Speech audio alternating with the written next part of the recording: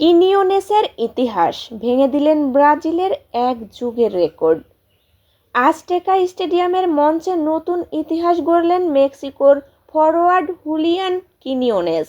মাত্র ৮ মিনিটেই গোল করে তিনি বিশ্বকাপের উদ্বোধনী ম্যাচে দ্রুততম গোলের নতুন রেকর্ড গড়ে আলোচনার কেন্দ্রে চলে এসেছেন। দক্ষিণ আফ্রিকার বিপক্ষে ম্যাচের শুরু থেকেই আক্রমণাত্মক ফুটবল খেলতে থাকে মেক্সিকো। ম্যাচের প্রথম দিকেই ডান প্রান্ত থেকে গড়ে ওঠা এক আক্রমণ ঠান্ডা মাথায় শেষ করেন কিনিওনেস। তার নিখুঁত ফিনিশিংয়ে বল জালে জড়াতেই ১-০ ব্যবধানে এগিয়ে যায় মেক্সিকো।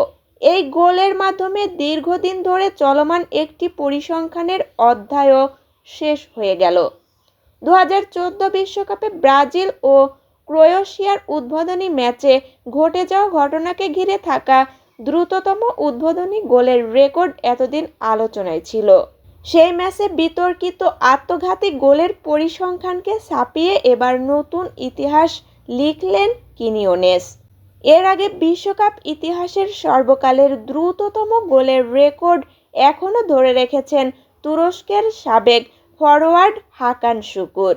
২০০২ বিশ্বকাপে দক্ষিণ কোরিয়ার বিপক্ষে মাত্র ১১ সেকেন্ডে গোল করে তিনি গড়েছিলেন এক অবিশ্বাস্য রেকর্ড, যা ২ দশকের বেশি সময় ধরে অক্ষত রয়েছে। অন্যদিকে ২০১৪ বিশ্বকাপে ব্রাজিলের হয়ে খেলেছিলেন মার্সেলো। সেই উদ্বোধনী ম্যাচের ঘটনা দীর্ঘদিন ধরে বিশ্বকাপ ইতিহাসের পরিসংখ্যান আলোচনায় জায়গা করে নিয়েছিল। সৌদি প্রো লিগে দারুণ ফর্মে থাকা কিনিওনেস জাতীয় দলেও সেই ছন্দ ধরে রেখেছেন। ক্লাব পর্যায়ে ৩৩ গোলের ঝলমলে মৌসুম কাটিয়ে তিনি এখন আন্তর্জাতিক মঞ্চেও নিজের প্রভাব স্পষ্টভাবে দেখাচ্ছেন। বয়স ২৯ হলেও তার গতি, শক্তি ও আক্রমণাত্মক স্টাইল মেক্সিকোর আক্রমণ ভাগে নতুন মাত্রা যোগ করেছে।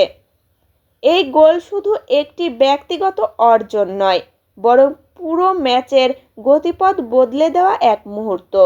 শুরুতেই এগিয়ে গিয়ে ম্যাচের নিমন্ত্রণ নেয় মেক্সিকো, আর কিনিওনেসের এই ইতিহাস গড়া গোল দলকে দেয় বাড়তি আত্মবিশ্বাস।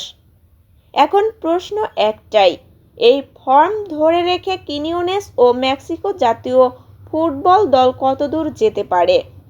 তবে আপাতত বিশ্বকাপ ইতিহাসে নতুন এক অধ্যায় যোগ করে আলোচনার শীর্ষে জায়গা করে নিয়েছেন এই মেক্সিকান ফরোয়ার্ড।